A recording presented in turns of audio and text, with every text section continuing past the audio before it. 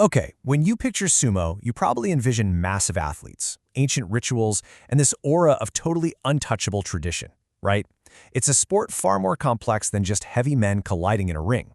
But what happens when the unyielding rules of the past violently collide with the realities of the present?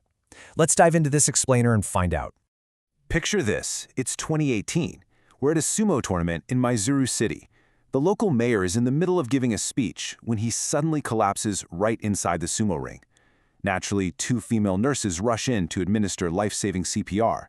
But as these women are quite literally saving a man's life, the referee gets on the loudspeaker and repeatedly orders them to get out of the ring. Why? All because of strict, centuries-old purity laws that completely ban women from stepping foot in that space. So what exactly is going on here? That brings us to a really fascinating question we're going to explore today. Kind of like an iceberg. What you see on television is just the tip of that iceberg.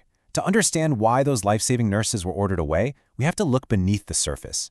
What ancient forces and historical reinventions are actually driving these unyielding modern traditions? Section 1. The modern sumo spectacle. Let's start right at the tip of the iceberg with the sheer, immense physical spectacle we see today.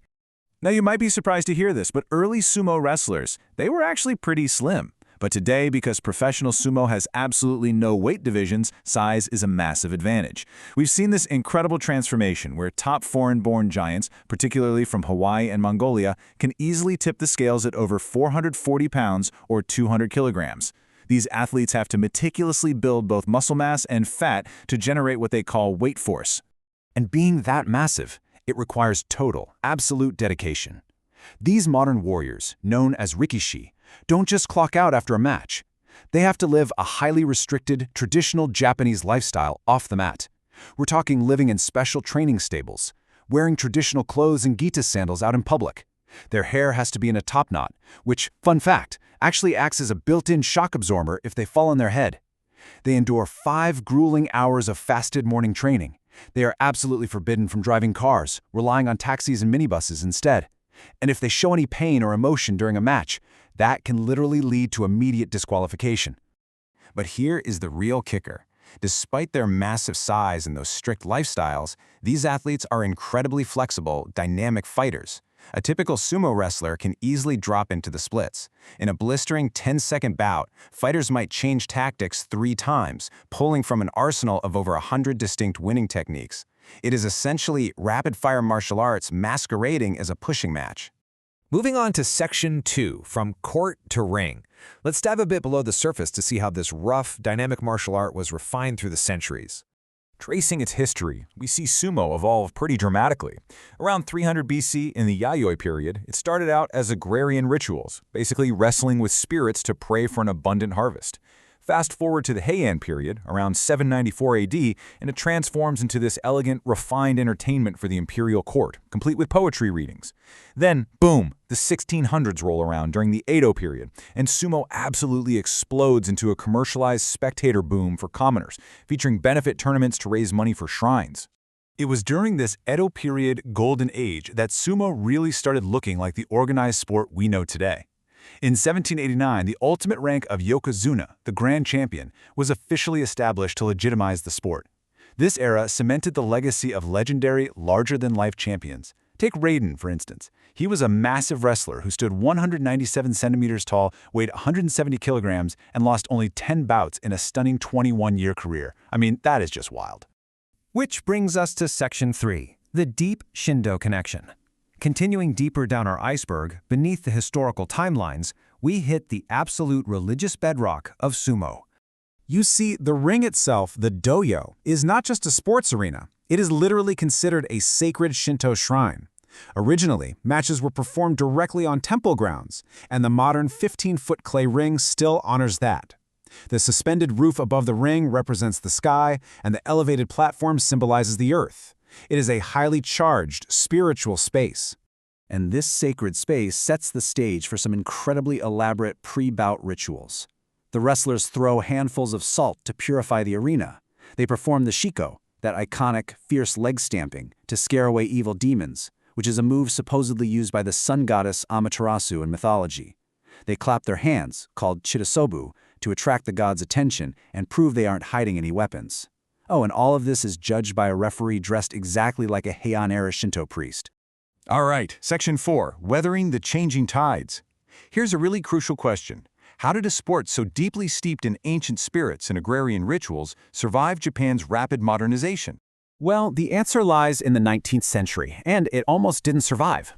During the Edo period, from the 1600s to 1868, sumo was this beloved, prosperous entertainment. But in 1868, the Meiji era kicks in, and Japan rapidly opens its doors to westernization in pursuit of civilization and enlightenment. Suddenly, foreign observers and modernizing Japanese officials looked at sumo, with its giant, nearly naked men wearing nothing but cotton loincloths, and basically denounced it as an anachronistic, uncivilized leftover of a feudal past. The sport was in very real danger of being completely wiped out. So, what do the authorities do? They pull off a brilliant survival strategy. Instead of modernizing the sport to look more Western, they heavily doubled down on its Shinto religious roots. They emphasized its religious purity and formal rituals, totally elevating it from a rowdy street spectacle into a dignified, untouchable, sacred national tradition. Essentially, they made it too sacred to ban. This brings us to our final part, Section 5, Women and the Sacred Ring. This is the very base of our iceberg and the deepest friction in modern sumo today. As part of that strategic doubling down on sacred tradition, the modern Japan Sumo Association maintains an absolute ban on women entering the sacred Dohyo, citing Shinto traditions of purity. This rule is so unyielding that female governors aren't even allowed to hand out trophies in the ring. And, as we talked about at the very start of this explainer, it's exactly why life-saving nurses were ordered to stop performing CPR and leave the Dohyo back in 2018. But here is where things get really fascinating. There is a massive contradiction between today's rigid stance and the actual historical record. Today, women are banned to protect ancient Shinto sanctity. But the very first time the word sumo appears in writing is in a 720 AD text called the Nihon Shoki. And guess what? It literally describes Emperor Yurakyu ordering his female attendants to strip to their waistcloths and wrestle just to distract an overly boastful carpenter. Female wrestlers were right there at the sport's inception. And it didn't stop there. During the Edo period, female sumo, known as anazumo, was a highly popular attraction. Women wrestled in Shinto shrines as rain-making rituals. It was wildly entertaining, with the women adopting colorful, theatrical nicknames just like the men. It wasn't until 1873, during that Meiji-era push to look civilized to Westerners, that authorities officially banned women's sumo to protect public morals. So this quote-unquote ancient tradition of excluding women is in many ways a modern reinvention. As we wrap up this explainer, we really have to look at the entire iceberg. Sumo is a magnificent, dynamic sport that has survived by fiercely guarding and sometimes totally reinventing its ancient traditions. But looking forward, it leaves us with the pretty provocative question. Does sumo survival rely on maintaining these rigid, ancient traditions, or must it eventually evolve to reflect modern society? Definitely something to think about the next time you see these giants step onto the sacred clay.